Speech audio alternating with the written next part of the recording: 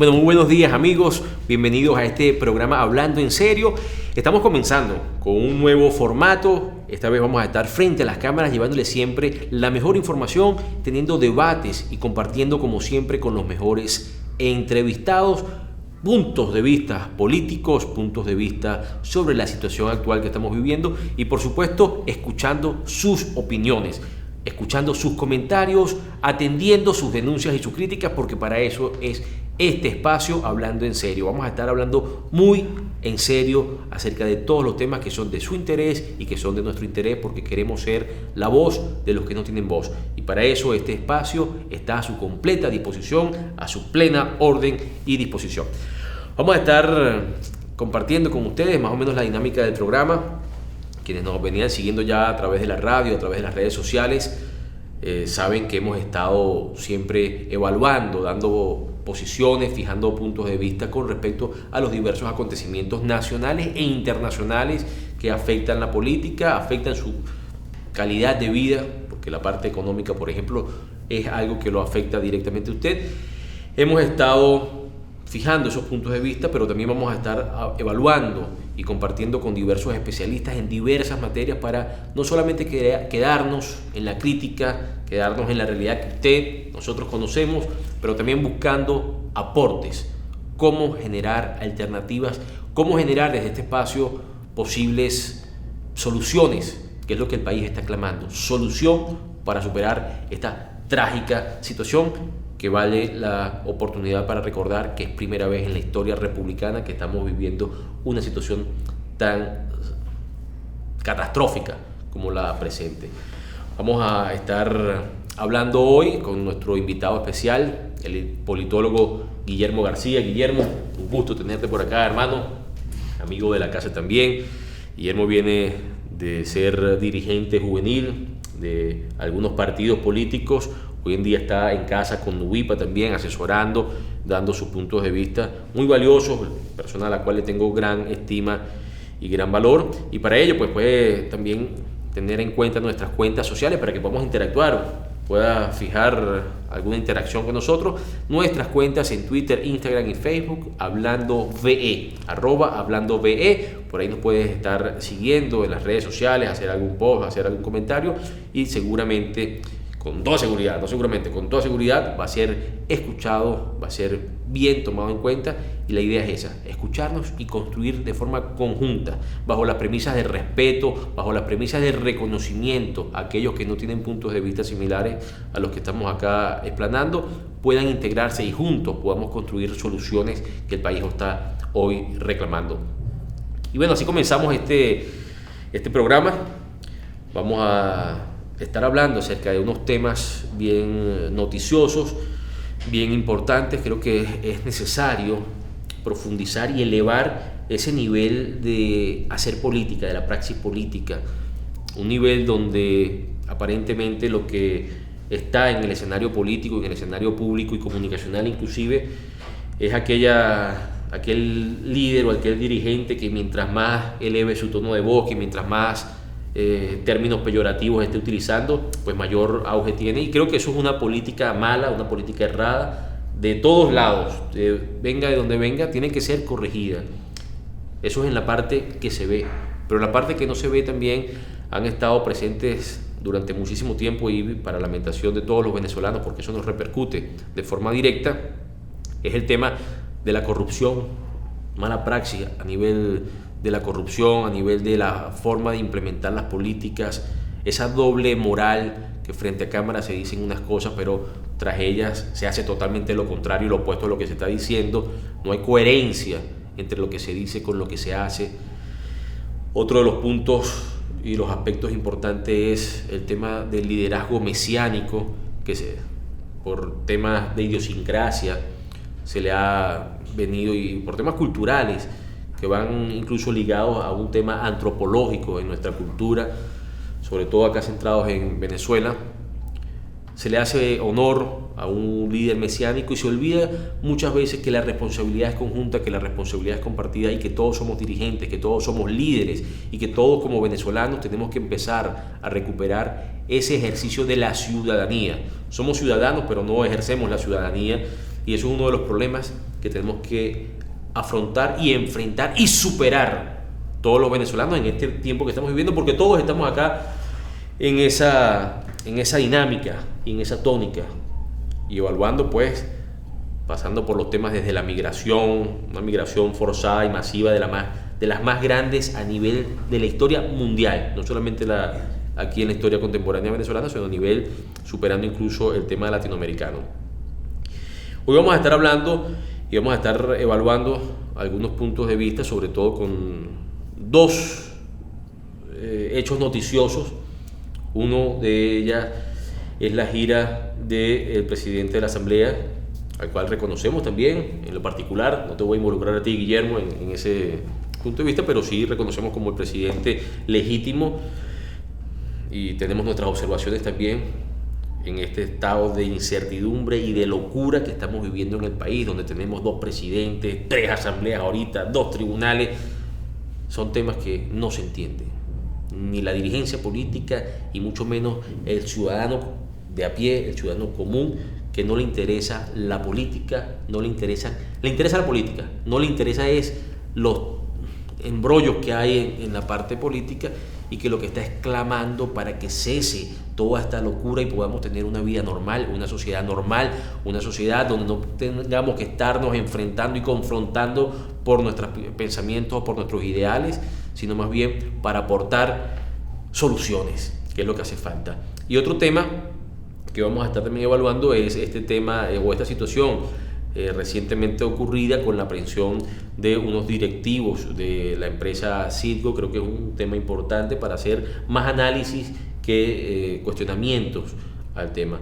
Así que cerrando este bloque, vamos de inmediato a ver algunos titulares con respecto a la gira del presidente Guaidó. Una dictadura polarizado o dividido, no, hay un solo país. Hay un solo país unido, enfrentando una dictadura, ¿no? Y creo que vamos a vencer muy pronto. Buscando las acciones en esa dirección. El día de mañana estaremos en Bruselas, luego en Davos, e iremos anunciando parte de lo que va a ser la agenda internacional en cada uno de los puntos. Como saben ustedes, nos enfrentamos a una dictadura criminal, violenta. Sumándose a nosotros en la galería es el verdadero y legítimo presidente de Venezuela, Juan Guaidó. Señor presidente, lleve de vuelta a Venezuela este mensaje.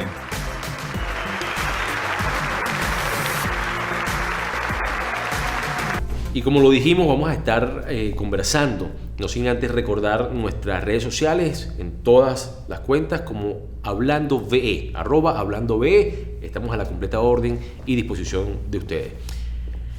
Habíamos anunciado 2 hechos noticiosos que no podemos pasar por desapercibidos. Son muy importantes, son muy interesantes y tienen unas connotaciones políticas, económicas y sociales muy, muy grandes.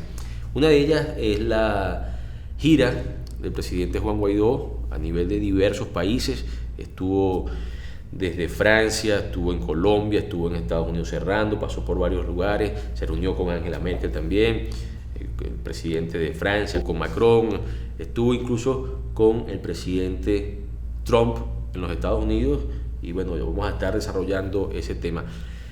Pero antes de avanzar hacia los otros hechos noticiosos, me gustaría entrar ya en el aspecto de análisis, lo que podemos apreciar, lo que podemos observar, y esto acá tiene múltiples connotaciones. Mucha gente se ha puesto en contra de lo que se está haciendo Guaidó, muchos incluso apostaban a que Guaidó no se iba a reunir con Trump, y resulta y acontece que en el discurso de la Unión celebrado en el Congreso pudimos ver la ovación que por primera vez se le hace a un dirigente venezolano en esa estructura, en ese contexto, pero primera vez donde se logra unir un discurso a los demócratas con los republicanos, todos poniéndose de pie, aplaudiendo a Guaidó por la situación del tema Venezuela. Es algo inédito, algo nunca antes visto. Me gustaría conocer, como politólogo, un poco tu punto de vista, y bueno, vamos a debatir al respecto. Claro, ¿cómo lo ves? ¿Compartes esa gira? Mira, una de las cosas que muchos algunas veces ignoramos es la forma de hacer política en Venezuela. Nosotros tenemos una forma... ¿Que admiramos o que repudiamos? No, muchos la admiran, pero otros la rechazan, ¿no? Pero fíjate el caso de hacer política en Venezuela, es una forma muy caudillesca de la época, el nepotismo no es nuevo, el nepotismo de la época de Juan Vicente Gómez y sus diferentes formas de hacerla, de converger o de digamos que ganar espacios en la política.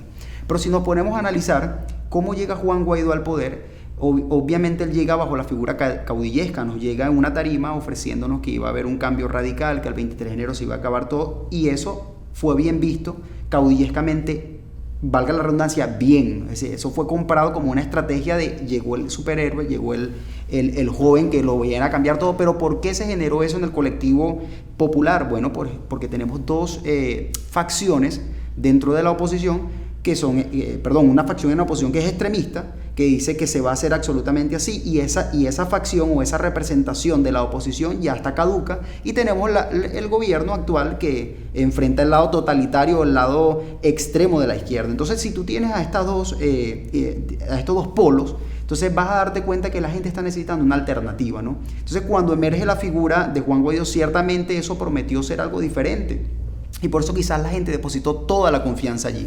Ahora pasa el tiempo, generas unas expectativas dentro de la gente, le prometes a la gente que esto va a cambiar, que no va a seguir así, pero con el tiempo, así como generas un alto nivel de expectativa, bueno, pues esto funciona como el Alka-Seltzer o la Coca-Cola. Vamos al plano de la gira, porque claro, lo que tú estás diciendo, incluso hay muchos quienes asimilaban el caso Guaidó al fenómeno Chávez en su momento. Estaban dadas unas condiciones de decepción, de desespero, de angustia, de rechazo hacia un status quo político, hacia una forma de hacer política, y por eso es que emerge una alternativa que en ese caso fue Chávez, y que hoy, y con mucha responsabilidad y con mucho criterio ya personal, digo que eso fue lo que nos ha traído hasta el momento actual.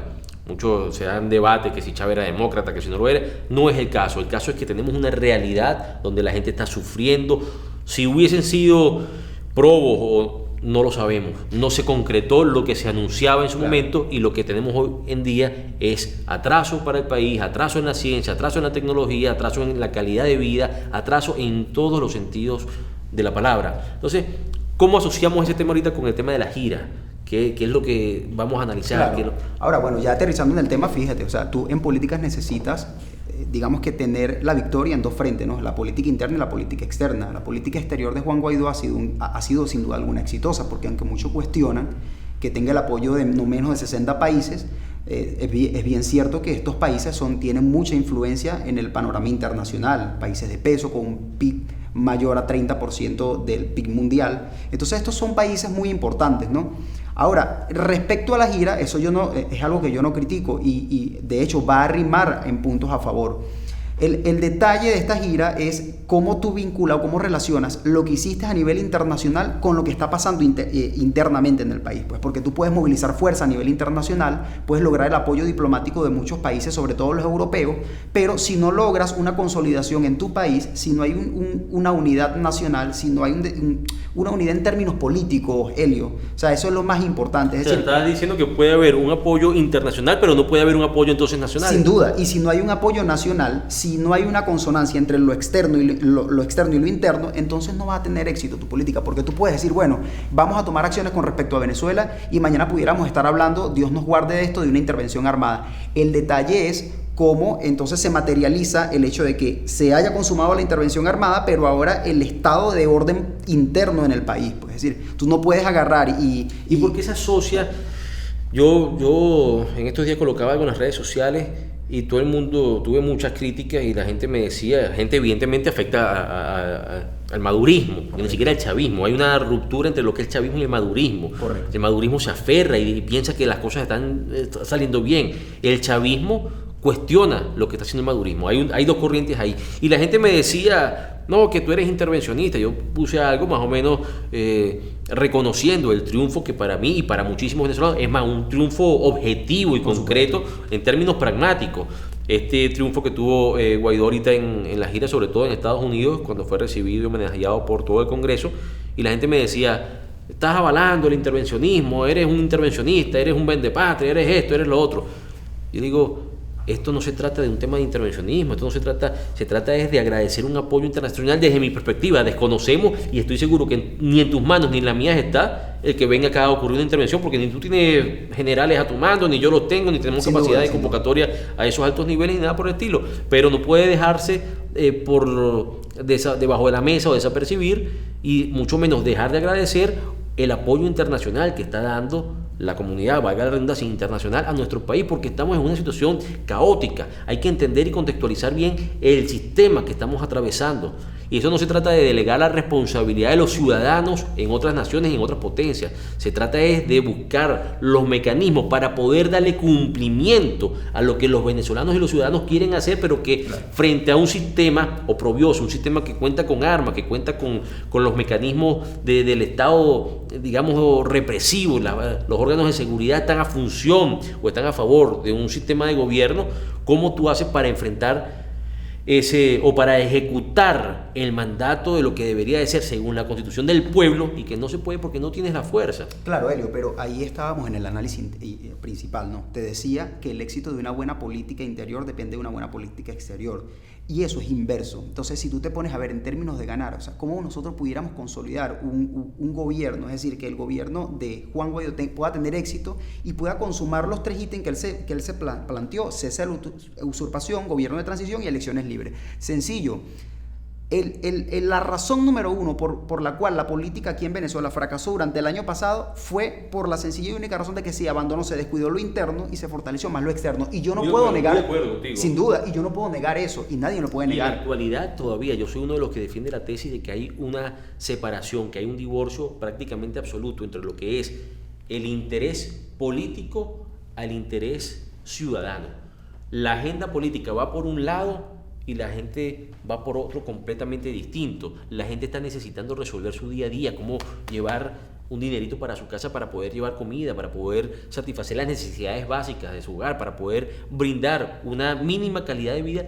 Y eso es un tema que tenemos que llevarlo, no a título de crítica o por caerle a piedra y a peñonazos a cualquiera, no, sino se trata de buscar que tengamos algún criterio de reflexión, todos los actores políticos, sobre todo los partidos políticos y los dirigentes políticos, de poder reflexionar y poder revertir esta situación. Porque la política, si bien es cierto, y comparto mucho, Guillermo, ese punto de vista, de pronto no en su totalidad, considero que es importante y es de verdad plausible todo el tema y el esfuerzo internacional que está ocurriendo, pero hay que retomar la vista a casa. Sí. Hay que retomar la conexión con la gente, porque las encuestas dicen, y lo vemos en cualquier lado, la gente ya no le importa de un sector, no le importa del otro, la gente lo que quiere es tranquilidad. No, la gente lo que quiere es... Y fíjate, Helio, lo que dices es importante, porque si miramos a casa, nos vamos a dar cuenta de varios elementos importantes dentro de la cultura nacional, ¿no? Dentro de la cultura del venezolano. Y el primer elemento que va a salir a relucir es que la oposición venezolana no tiene un discurso que conecte con la gente en términos de estructura.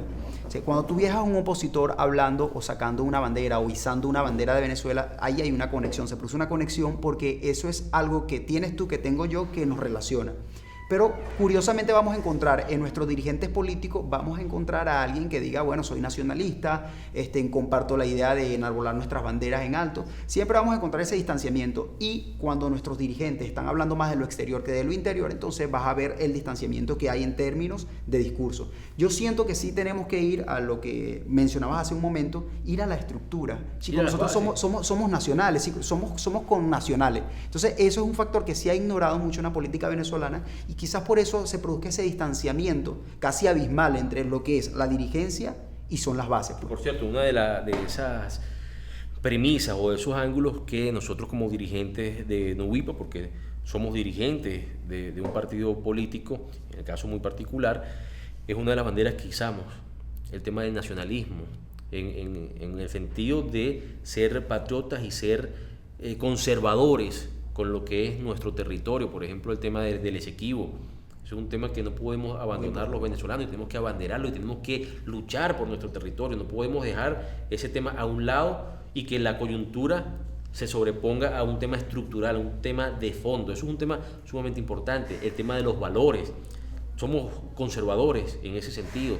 La sociedad hoy está totalmente tergiversada, creo que sería un término. La sociedad hoy está, por un lado, las cosas que eran antes malas, hoy las llaman buenas, se tergiversa, y eso es una responsabilidad de los políticos porque han querido congraciarse con toda la corriente, han querido congraciarse con cualquiera que vote, y eso está muy mal, ha hecho mucho daño y lo hemos visto en otras latitudes. De pronto acá nuestra cultura y nuestra mentalidad es un poco más conservadora, producto de nuestra cultura arraigada a los principios del cristianismo. Tiene que ver la iglesia cristiana, la iglesia católica, tiene mucho que ver ahí, son una base muy fuerte en la sociedad y pues nos sentimos plenamente identificados, pero que es una responsabilidad de los políticos en no dejarse llevar por cualquier propuesta, por congraciarse con cualquier grupo que puede representar unos votos y no representa la conciencia nacional, no representa el espíritu, el valor y ese tema de ciudadanía como lo está establecido en la Constitución, y se empiezan a relativizar los hechos, pero nos estamos distrayendo un poco. Me gustaría que volvamos otra vez al tema de la gira, cómo evaluar la gira y qué beneficios puede traer eso para nuestro país en los últimos o en los próximos días. Guaidó, al momento de hoy que estamos haciendo este programa, no ha ingresado al país. Esperemos todavía. En las próximas horas no ha ingresado al país todavía. ¿Cómo vemos los costos políticos que puede traer? Mira, fíjate, en términos generales, las giras usualmente lo que producen es un mayor apoyo político, ¿no? Un apoyo político. ¿Qué lo tiene? A nivel internacional. Sin duda, eso no lo podemos ¿Cómo negar. vemos el tema cuando regrese Guaidó al país? El retorno. Fíjate, yo hay escenarios que exacto, posibles escenarios, detención de personas al círculo cercanos de él. Que ya comenzó. Exacto, que sin duda ya comenzó. Y uno de los temas que vamos a hablar ahorita con el tema de Citgo. Exacto. Los directivos de Citgo, por ejemplo. Eso es un ejemplo. Pero fíjate que se logró el cometido. A nivel internacional, digamos que podemos decir que una parte de la balanza ya está inclinada. Es decir, tenemos un apoyo y eso pudiera ser un objetivo que se pudiera cuantificar, ¿no? Es decir, Juan Guaidó efectivamente logró el cometido de lograr el apoyo, no solamente en términos de sanciones, porque si hablamos de sanciones, bueno, pues las hemos logrado. Es decir, el gobierno, se pudiera decir, está maniobrando para buscar formas de generar ingresos y escaparse. Mira, yo estoy de acuerdo con las sanciones que sean puntuales, o sea, sanciones puntuales a objetos específicos, a factores de poder específicos. Hay sanciones que no generan, por ejemplo, miramos el caso de Cuba. Cuba tiene 60 años bajo sanciones y los cubanos han sido, o por lo menos el gobierno cubano ha sido experto maniobrando con las sanciones. Son temas muy sensibles. Obviamente, pero para eso no hay que tener pelitos en la lengua. Repercuten en la sin población. Duda, en la sociedad. Entonces son temas delicados. Sobre todo, Helio, en una sociedad. Estoy de acuerdo con algunas acciones que se han venido tomando, porque la gente dice, se han tomado sanciones, se han impuesto sanciones, se han hecho pero ¿qué pasa? No, cada día se está llevando a un punto de inflexión tal de que aquí la salida tiene que darse en algún momento, bien sea por negociación, bien sea bajo cualquier duda, y ojalá sea bajo ese punto. Pero examina el caso venezolano. Fíjate el caso venezolano. Nosotros tenemos un estado, la estatización de toda la industria depende del Estado, pues del gobierno, discúlpame la redundancia. Entonces, ¿qué significa eso? Si tú sancionas al gobierno, sabemos que son diferentes, es decir, el gobierno es quien administra el Estado. Ahora, pero nosotros tenemos aquí una mezcolanza, es decir, casi toda la industria depende del Estado. Entonces, ¿qué es lo que pasa? Si tú sancionas a la industria privada, a una empresa, estás sancionando, si sancionas al gobierno o a una empresa del Estado, estás sancionando a la industria privada porque depende del gobierno. Es decir, la gran industria o lo que representaba la gran industria nacional que dependía de PDVSA. Entonces, si tú sancionas al Estado, obviamente tiene sus repercusiones y sus implicaciones. ¿Qué es lo que políticamente debería suceder? Bueno, Helio, hay que regresar al año 2019, mismo escenario, 23 de enero, y consolidar una masa popular, ¿ves? Que vaya definiendo el rumbo del país, ¿no? Es decir, que la dirigencia trabaje con las masas populares y que tú puedas ejercer presión interna. ¿Qué debería hacer Guaidó cuando llegue al país? Habiendo obtenido el apoyo internacional y viendo, y creo que ahí compartimos también el tema de que hay cierta desconexión y que hay de pronto más apoyo afuera que apoyo interno. ¿Qué quisieras o qué crees tú que debería ser? Yo siento que Guaidó debería redimensionar su equipo, es decir, su equipo que está alrededor de él y, por supuesto, priorizar la agenda nacional, es decir, unidad nacional, trabajar incluso bajo un nuevo lenguaje. Porque obviamente ya no se usa el mantra que se usaba anteriormente, pues, pero se puede trabajar en un nuevo discurso y eso le daría a él una entrada muy, muy real y de mucha conexión con la gente. Creo que si se trabaja en ese sentido, pues... Ahora, lo que pudiera ocurrir en un escenario adverso, en un escenario en contraparte, es que Guaidó efectivamente se esfume totalmente. Y eso no es un mito lo que te estamos diciendo. Tú vas a las calles y la gente reconoce que efectivamente Guaidó está dando la pelea, pero lo abandonan. Pues es decir, bueno, él allá y yo aquí. Claro, porque agenda política ha estado distanciada de la agenda ciudadana. Creo que hay que buscar elementos de conexión nuevamente con la ciudadanía, con la gente, sin crear muchas veces mitos. A veces se crean unos mitos y se crean monstruos en mi cabeza, y creo que uno de ellos, por ejemplo, es el tema de las elecciones. Eso es un tema que vamos a estar seguramente profundizando en otro de nuestros programas aquí en Hablando en Serio. Aprovechando la oportunidad para que nos contacte por las redes sociales. Estamos hablando con Guillermo García, politólogo, dirigente juvenil, ex dirigente juvenil de algunos otros partidos políticos, pero bueno, has estado también en procesos de formación o en las funciones de formativa de diversos partidos políticos. Hoy en día estás con UIPA también, dándonos el apoyo y dándonos la asesoría técnica correspondiente. Puntualizando otra vez el tema y retomando acá, son múltiples los temas. La política, sin duda, podemos pasar horas. Pasamos horas, días, semanas. Y lo importante es generar ese contenido, que la gente vea cuál es, cómo pensamos, hacia dónde queremos ir. Y por supuesto tenemos que ser objetivos y críticos muchas veces. Hay que ser crítico a una de las cosas buenas, porque si tú no rectificas y no ves lo que está fallando dentro de lo bueno o de lo que creemos que es bueno, no se corrigen. Hay que corregir muchas cosas. Claro, fíjate que lo que dices es importante, no lo quiero dejar caer también. O sea, ¿por qué decimos que la política está dañada? Y tú entrevistas a cualquier ciudadano promedio en la calle y te va a decir, oye, no, pero es que la política es para gente sucia y todo eso. O sea, hay que redimirlo. Porque es que la gente, la práctica de la política. Sin duda, pero es que lo redimes con la práctica. Entonces, si el sujeto que está haciendo política está dañado, obviamente la política saldrá dañada. Yo creo que la tarea de los políticos, Helio, y de los dirigentes y hasta de las personas de base, se comienza por sacar el viejo concepto, es decir, como que la vieja mentalidad de esclava, para entrar en una Venezuela libre. Es decir, nosotros no podemos transitar la Venezuela libre con una mentalidad de esclavo todavía. O sea, nosotros si comenzamos por ahí, si los dirigentes comienzan por allí, yo creo que estaríamos hablando de una Venezuela próspera en términos de 5 años, 6 años. Es decir, pero comienza por una catarsis completa de todo lo que somos hasta ahora, porque sin duda somos eso, ¿ves? Y avanzar hacia la libertad en efecto. Entonces comienza por redimir ese concepto de política. Mira, y me gusta mucho ese pensamiento, porque bueno, es parte de nuestra esencia. Sí. Y mucha gente cae en el error, muchos dirigentes políticos caen en el error de entrar y ven esto como una competencia, y muchos personifican el enemigo en el nombre, en este caso de Maduro y de algunos otros sectores. En mi caso en particular, el enemigo no es Maduro nada más.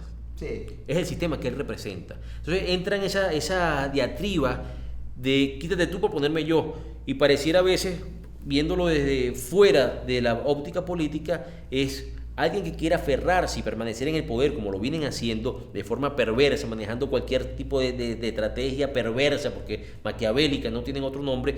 Y hay otro ala que pareciera estar entonces en la disputa por cómo llegar al poder, en un llegar al poder por llegar al poder. Y no existen planteamientos concretos, no existe un plan a largo plazo de la nación, no existe de verdad una planificación. Y yo digo que el tema tiene que ir más allá.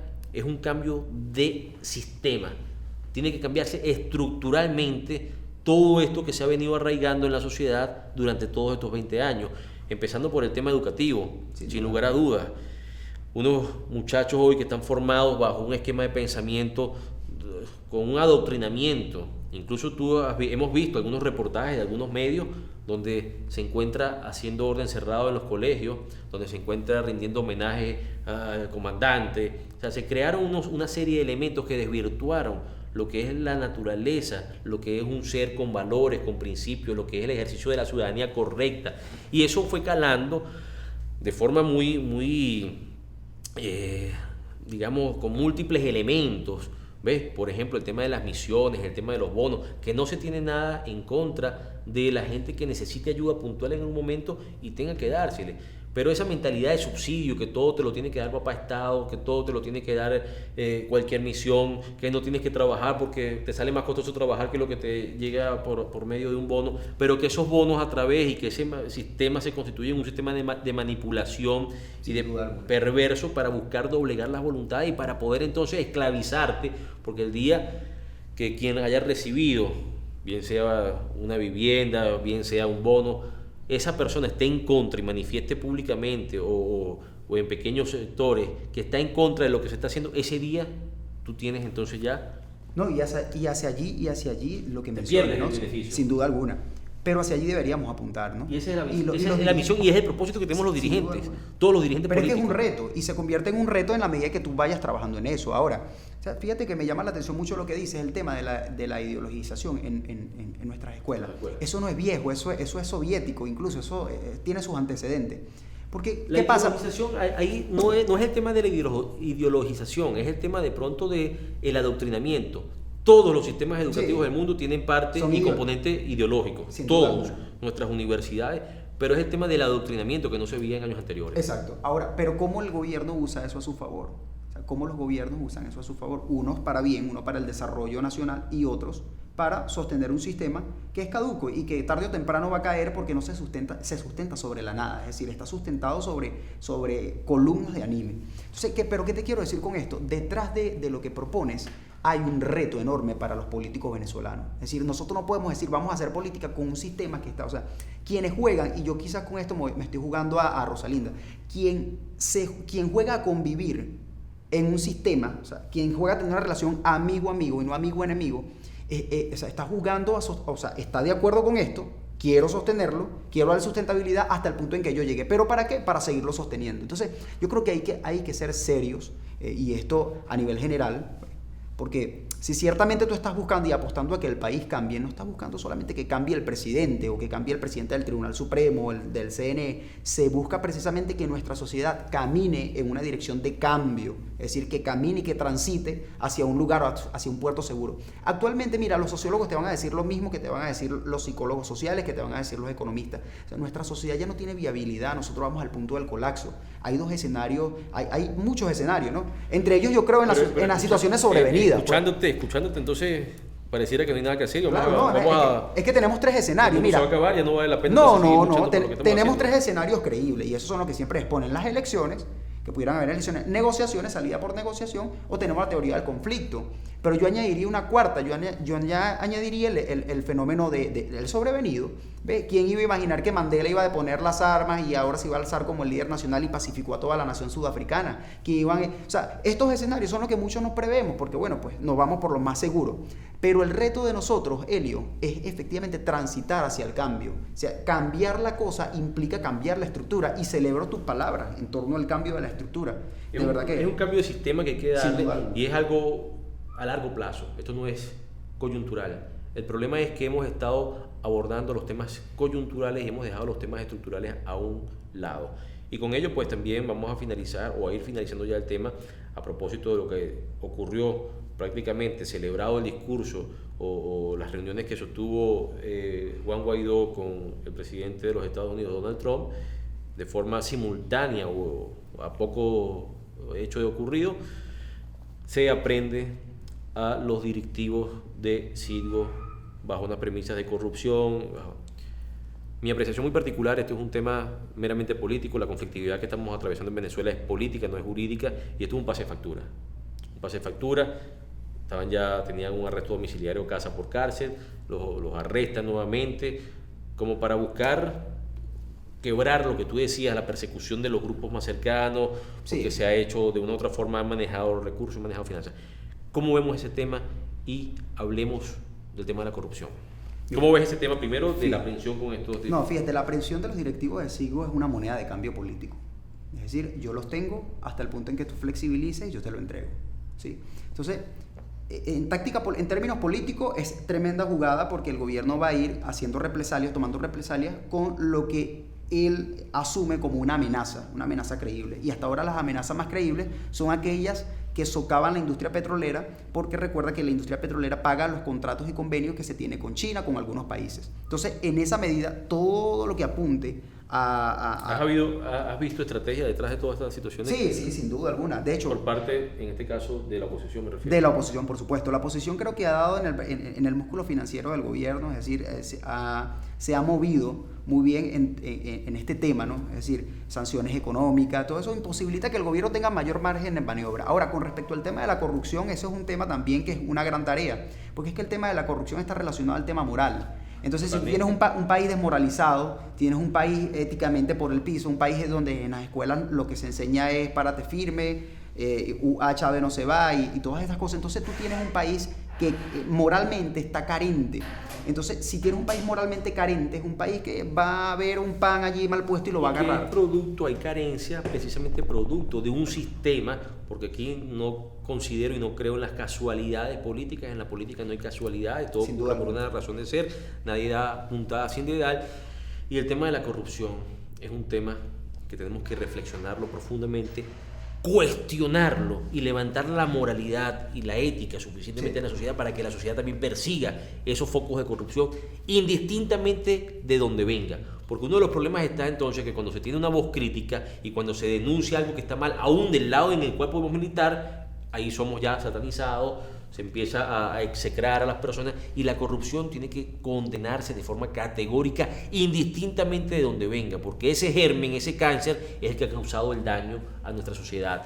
Hoy en día, si no tuviésemos la corrupción tan galopante, tan desbordada en todas las instancias de poder, y lamentándolo mucho, pareciera que de todos los sectores políticos también, cuando uno hace como dice el dicho, el que calla otorga. Cuando uno hace mutis y no sale al paso a decir, mira, lo que pasó en Cúcuta, lo que pasó allá no fue corrupción, aquí están cuando no hay rendición de cuentas, si recibieron tal cantidad de dinero, bueno, aquí está, fueron distribuidas de la siguiente manera.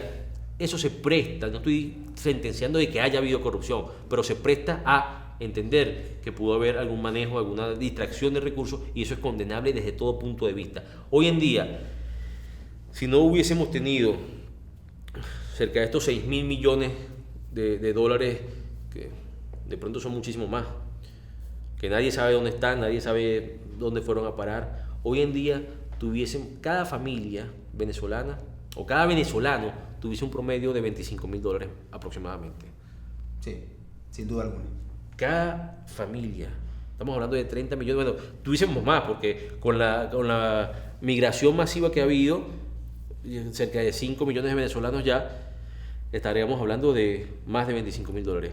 Es decir, producto de la corrupción, usted padre, usted madre, usted joven, usted anciana que está escuchando este programa, usted tendría cerca de $25.000 que le correspondían a usted, pero una cuerda de corruptos, de ladrones, de sinvergüenza, se llevaron esa plata, viven como millonarios hoy en día, criticando al imperio, pero tienen sus principales fortunas allá, tienen a sus familias allá, criticando que el imperio es malo, pero andan en tremendas camionetas, andan en dándose todos los lujos como si fuesen millonarios, y eso tenemos que condenarlo desde el punto de vista también, tiene que haber sanción moral. Sin duda. Cuando la gente entienda que usted no tiene que estarse conformando con una caja, reciba su caja, pero no venda su mentalidad por cualquier cantidad de productos que vengan ahí, porque el día que usted entonces se hace esclavo, usted no va a poder tener voz propia, no va a tener criterio propio, y usted va a tener que decir sí, amén, pararse firme como si fuese un soldado a todo lo que imponga un sistema maquiavélico y perverso. Guillermo, con esta conclusión llegamos al final, pero sí me gustaría que dejaras alguna reflexión, alguna tarea que nos llevemos todos los que estamos conectados con el rescate y la recuperación de la democracia y de un modelo, de un sistema de gobierno que sea viable, que sea sostenible y que sea verdadero para traer bienestar, y no como ese lema que se hizo muy famoso, se le endosa a nuestro libertador Simón Bolívar, la mayor suma de felicidad posible. Sí. Pero vemos que lejos de la suma de felicidad posible, lo que hay es la mayor tragedia posible para los venezolanos. ¿Qué nos dices? Mira, una de las tareas principales que se tiene es, primero con respecto al tema de la moral, de la ética, ¿no? O sea, porque eso es algo que efectivamente contrarresta la corrupción. Ahora, la corrupción es un fenómeno, un efecto espejo, ¿no? Si la gente ve al dirigente político que tiene una camioneta, entonces la gente va a decir, quiero ser como el político porque tiene la camioneta. Ahora, de la forma que él se ganó la camioneta, quiero ganármela yo también. Lo que no sabemos es que él se la ganó de manera fraudulenta y bueno, pues va a obtener la camioneta. Así es un efecto espejo dentro de la sociedad. Ellos están allí porque somos así y nosotros estamos así porque ellos son así. Bien, ahora, ¿cuál es la tarea para los partidos políticos? Elio, te digo que trabajar fuertemente con esto, es decir, obviar por un momento la coyuntura y enfocarse en la estructura, porque la estructura te va a dar las coyunturas venideras, ¿no? Ahora, con respecto a lo que lo que se tiene que hacer en el país, a modo de sugerencia, ¿no? O sea, nosotros pudiéramos tener un escenario de caos en este año. ¿Qué se tiene que hacer? Y eso, ahora, en términos de lo que hay que hacer es volver a las bases, volver de donde eres, pues, o sea, ir a quien te legitima. O sea, yo creo que es una de las tareas más importantes. Y bueno, agradecido por haber estado aquí en el programa Guillermo en serio. García, politólogo, ex dirigente juvenil, asesor de varios partidos políticos. Actualmente te encuentras dándonos apoyo y asesoría en UIPA. Así es. Así que muy valiosas todas tus percepciones, todas tus apreciaciones y todas tus recomendaciones.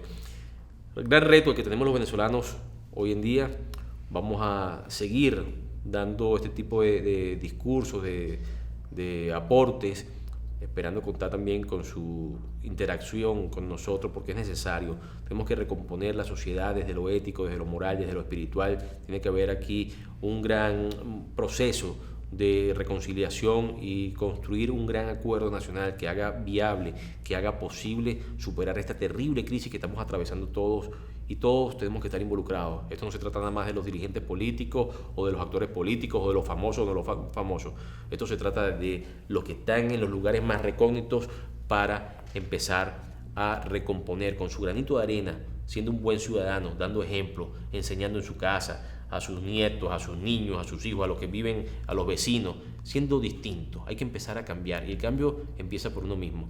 Solo así buscaremos entonces la transformación de la sociedad. Estamos muy mal como sociedad, pero no todo está perdido. Vienen días buenos y eso va a depender en la medida de que usted y yo nos involucremos y estamos en el mejor país del mundo.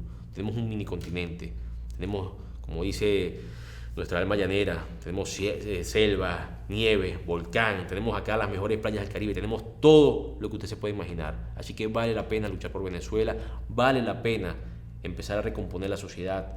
No importa lo difícil que sea, no será imposible. Vamos a recordar nuestras redes sociales, amigos, @hablandoVE. Puede seguirnos por allá, puede interactuar. Los invitamos a que nos sigan, a que nos manden sus mensajes, a que nos manden sus denuncias. Estamos hoy comenzando con este programa acá, con este nuevo formato acá en YouTube, pero vamos a estar siempre visitando las comunidades, yendo a los sectores, conociendo las realidades de nuestra gente, de los sectores más olvidados, de los sectores más vulnerables. Vamos a estar por allá. Contáctenos en nuestras redes sociales, volvemos a repetirlas, @hablandoVE, @hablandoVE, en tu programa Hablando en Serio. Seguimos avanzando, sí hay futuro para Venezuela y será hasta la próxima. Dios me los bendiga.